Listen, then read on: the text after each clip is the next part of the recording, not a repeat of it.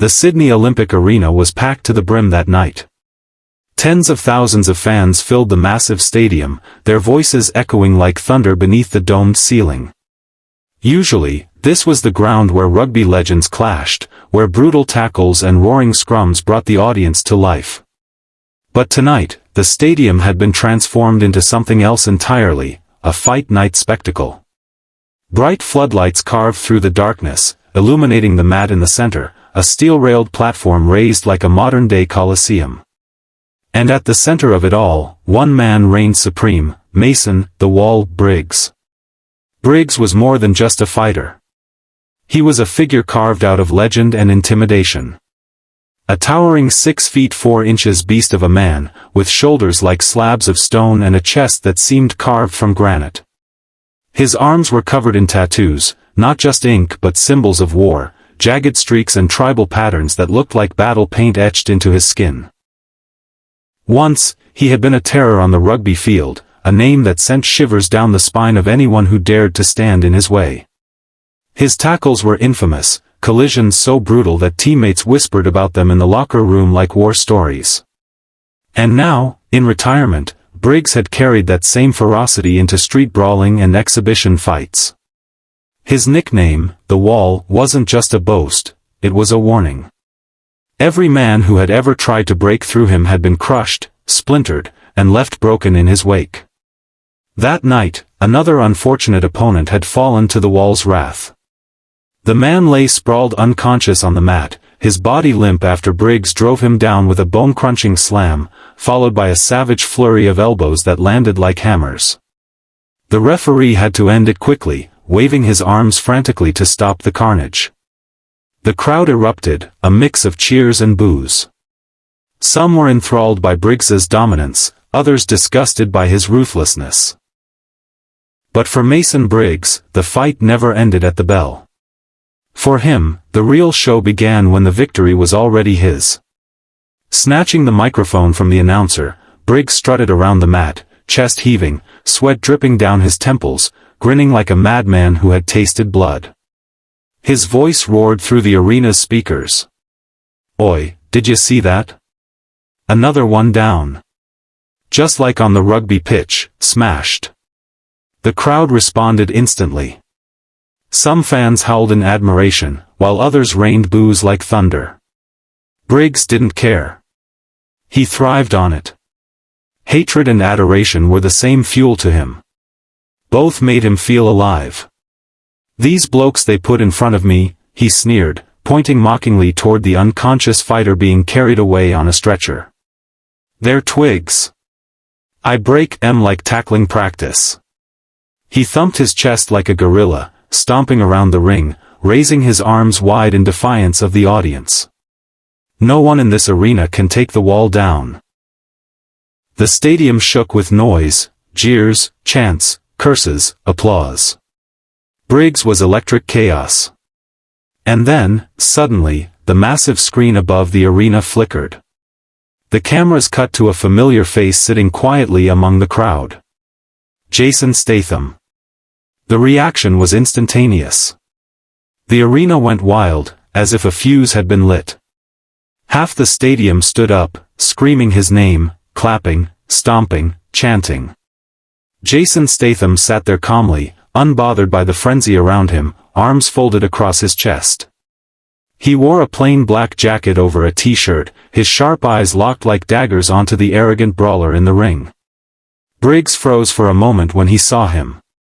His grin faltered, but only for a second. Then his lips twisted into a smirk. He pointed at Statham, laughing into the microphone. Well, look who's here. Jason Bloody Statham. The tough guy from the movies." The crowd cheered even louder, a deafening roar. Briggs paced, grinning wider, feeding on the tension. "What you gonna do, mate? Drive a car through me like in Fast and Furious?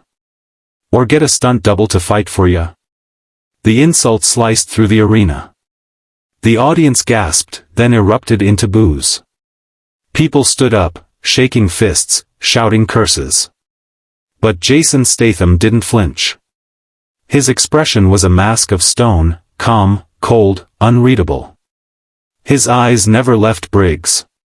Sensing the shift, Briggs pressed harder, taunting with the confidence of a man who thought himself untouchable.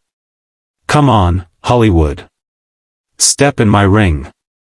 Let's see if you're anything more than a bloody actor." The chants began, faint at first, then louder, swelling into a tidal wave until the very rafters of the stadium rattled with a single word. "Statham! Statham! Statham!" Jason sighed softly, as if burdened by inevitability. Then, slowly, he rose to his feet. The cameras locked on him, following his every movement. He slipped off his jacket with deliberate calm, folded it neatly on the chair, and began walking down the steps toward the arena. The crowd's roar built with each step, the sound of thousands becoming a storm. He stepped through the steel rails, pausing at the edge of the mat. Without a word, he pulled off his shoes, placing them neatly aside. The referee, panic flashing across his face, rushed toward him. "Mr. Statham, sir, this isn't an official." Jason's voice cut through the noise like a blade. Calm. Razor sharp. He wanted it. Now he's got it. The crowd erupted as the bell rang. The fight was on. Briggs crouched low, slipping instinctively into the stance of a rugby player ready to bulldoze through a defensive line. His muscles coiled, his eyes blazing with the fury of a predator. He roared, voice shaking the arena. "I'll break you in half." Then he charged, a human freight train thundering forward, raw mass and momentum barreling toward Jason. But Jason Statham didn't move. He stood relaxed, eyes locked, timing every step, every breath. Then, at the last possible moment, he pivoted, sliding out of the path with surgical precision. Briggs flew past him, out of control, and crashed shoulder first into the steel railing with a deafening metallic clang.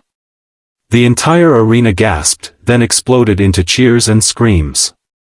Briggs staggered back, red-faced, veins bulging in his neck. Fury twisted his features. He stormed forward again, swinging massive haymakers, each one a reckless hammer meant to obliterate. Jason moved like water, slipping under one swing, ducking another, then countering with a crisp body shot, a short, sharp punch buried into Briggs's ribs.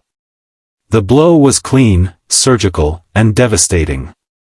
Briggs grunted, stumbling back, his breath caught in his chest. Jason followed with another precise shot, then another, each strike echoing with perfect control. The audience gasped at the sight of the wall, staggering, wincing, his armor cracking. Briggs spat angrily, clutching his ribs. Hit like a fly, he roared defiantly, trying to hide the pain. Jason's lips curled into the faintest smirk.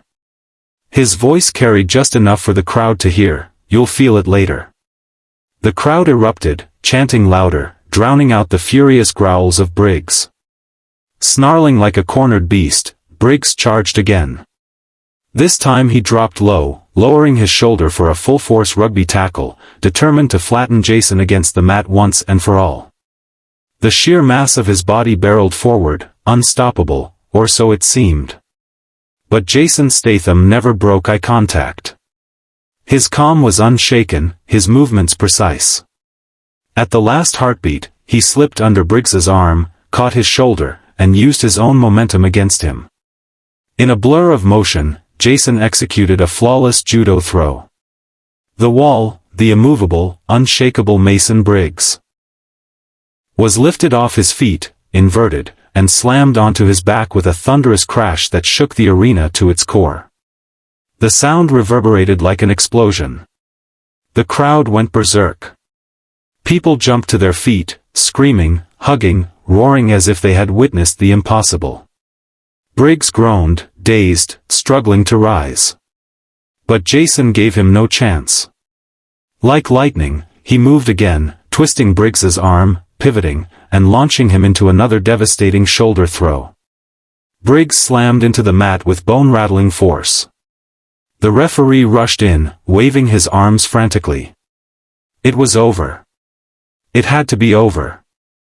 Mason, the wall, Briggs lay flat on his back, gasping, broken, his pride shattered, his undefeated aura torn to pieces. Jason bent down, calm as ever, and picked up the microphone. Slowly, he stood over Briggs. The entire arena, tens of thousands of people, fell silent. You could hear hearts pounding, breaths caught, anticipation thick in the air. Jason's eyes locked onto Briggs's. His voice was low, steady, but it cut like steel. You can tackle all you want, mate, but you can't knock down a man who doesn't play your game. Then, without another word, Jason let the microphone fall from his hand, clack, the sound echoing like a hammer strike.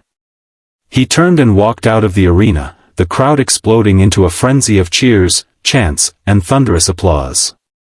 His name roared from every corner of the stadium. Mason Briggs, the man who called himself the Wall, had finally crumbled.